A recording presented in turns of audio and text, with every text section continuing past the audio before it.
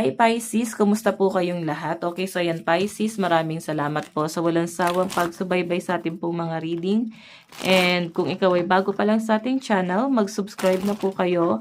Then i-click mo na rin yung ating notification bell para lagi kang updated sa ating mga bagong upload, okay?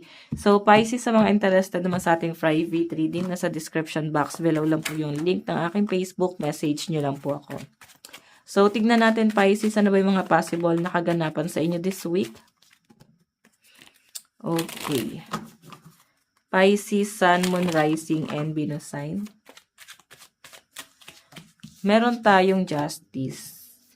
Okay, something property. May pag-uusap dito, guys. May pag-uusapan kayong property dito. Yung ibang Pisces dito, ayan, happy birthday pala sa mga Pisces, no? Nakalimutan ko. Okay, so sa mga mag-birthday, happy birthday since Pisces season pala. Okay, so by the way, may nakikita ko dito guys, property, and pwedeng may travel din na paparating sa mga Pisces, something vacation, pero hindi siya guys sobrang tagal. Mabilisan lang. Then after that, parang may pag-uusap about property. Okay, or plano na bumili ng property. Ayan. Tignan pa natin.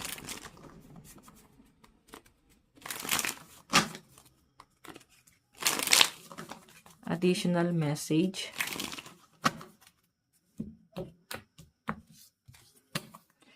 Additional message para po kay Pisces.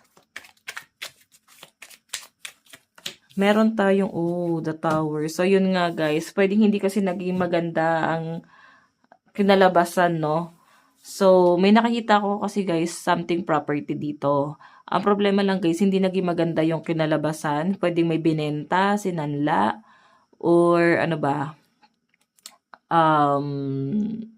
tawag doon, ahente ba kayo? Or may kausap kayong ahente, something dito. Ang problema lang guys, pwedeng ang hirap ng makipag-transaction dito. So, lalo na sa lifestyle ng mga Pisces, may nagbabago talaga.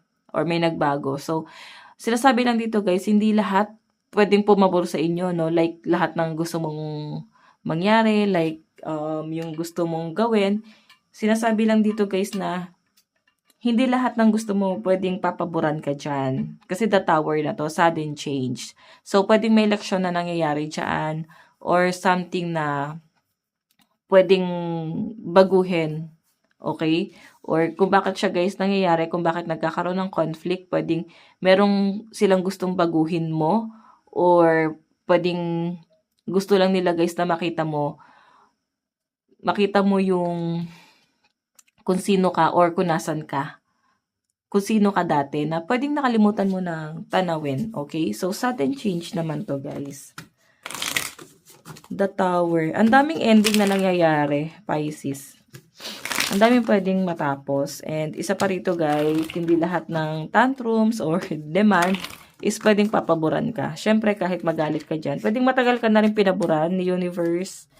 And the sinasabi lang dito guys, this time, pwedeng hindi ka na niya masyadong i-spoiled, no? Okay? Meron tayong Two of Pentacles. Especially guys, pagdating sa financial, may nakikita ko dito guys, hindi gano balanse ang inyong financial dito. Okay? Then, ang sinasabi lang din dito, Pisces, medyo nagkakaroon ng imbalance when it comes to your finances. Then, and kung makikita nyo, may tubig dun sa likod. Ang water, guys, is nagre-represent siya ng emosyon. So, medyo, nakikita ko yung takot and nakikita ko yung parang nagda-doubt yung mga Pisces. Oo, nakikita ko rin sa inyo yung parang natatakot ka na yung kung ano man yung pinanghahawakan mo ngayon, pwede talaga siyang mawala, no? Kumbaga, alam mo sa sarili mo na hindi mo to pwedeng asahan habang buhay. Kaya nga sabi dito is sudden change. Meron kang kailangan ma-realize or kailangan meron kang maisip na something na pagbabago pagdating sa inyong hanap buhay or pwede naman guys expansion. Kailangan mag-isip ka ng ibang source of income, okay? So by the way, check pa natin.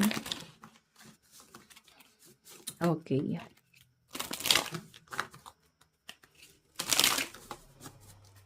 Pisces, Sun, Moon, Rising, and Venus sign. Pisces. Meron tayong Ayan, Six of Pentacles. Actually, may mga Pisces kasi na ang dami niyong tinutulungan. Tapos, ang dami pang umaasa sa inyo. Kaya parang ikaw, hindi mo natutulungan yung sarili mo or hindi ka nakakaipon. Merong may mga Pisces dito guys na kahit walang trabaho, ang daming humihingi ng tulong sa inyo. Hindi man to guys totally sa financial, pwedeng advice, no? I think may energy ang mga Pisces dito na medyo magde-detach na hindi na kayo para manghimasok pa sa buhay nila. Siguro gusto niyo lang ng medyo distansya doon. O, parang gusto niyo lang guys dumistansya dyan. Check pa natin. Okay. Pisces, Sun, Moon, Rising, and Venus sign.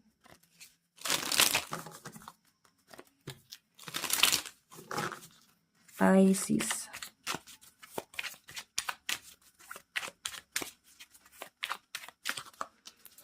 Okay. Possible guys na pwede rin kayo guys magkaroon ng sleepless night. Ayan o. Parang nahihirapan kayo matulog. Dami nyo kasi guys wino-worry or kasi nagkakaroon guys ng problema pagdating sa inyong trabaho, sa financial, pwedeng nagkakaroon ng delay sa flight, pwede guys na nagkakaroon ng delay sa sahod, nagkakaroon ng conflict pagdating sa mga transaction. So, hindi ko naman siya guys nakikita yung pag-overthink is dahil sa past. Ang nakikita ko dito is talagang merong problema na nangyayari ngayon. Okay, check pa natin ha. Pisces, Sun, Moon, Rising, and Venus sign. Additional message. Meron tayong, ayan. Okay, so may nakikita ako sa mga Pisces dito na parang meron kang tatalikuran dito na kahit gusto mo tong bagay na to, kailangan mo na siyang i-let go. Kahit nag-aantay ka pa dito sa taong to, parang nandun yung parang i-let go mo na talaga to guys, no? Sa sinasabi sa akin dito. Kasi ang 8 of Cups guys, kahit gusto mo yung bagay na yon, kung hindi na siya nakakabuti or hindi na siya nakakabuti sa mental health mo or gulo lang naman guys sa pwedeng idulot sa inyo, hindi ka manghihinayang, okay? Nandun yung yung lungkot, nandun yung frustration, pero I think ready kang i-let go na to. So again, tingnan pa natin ha. Okay. Advice para kay Pisces. Advice para kay Pisces. Meron tayong your hard work is paying off, di ba? So, sinasabi lang dito guys, may magandang mangyayari pa din pagdating sa career mo. Okay? Parang sobra-sobra naman din kayo guys magtrabaho. So, ibig sabihin, yes, may mawawala, pero at least may blessing pa rin na papalit. Okay? So, Pisces, ito lang po ang inyong reading. Maraming salamat. God bless and love you all. Bye-bye.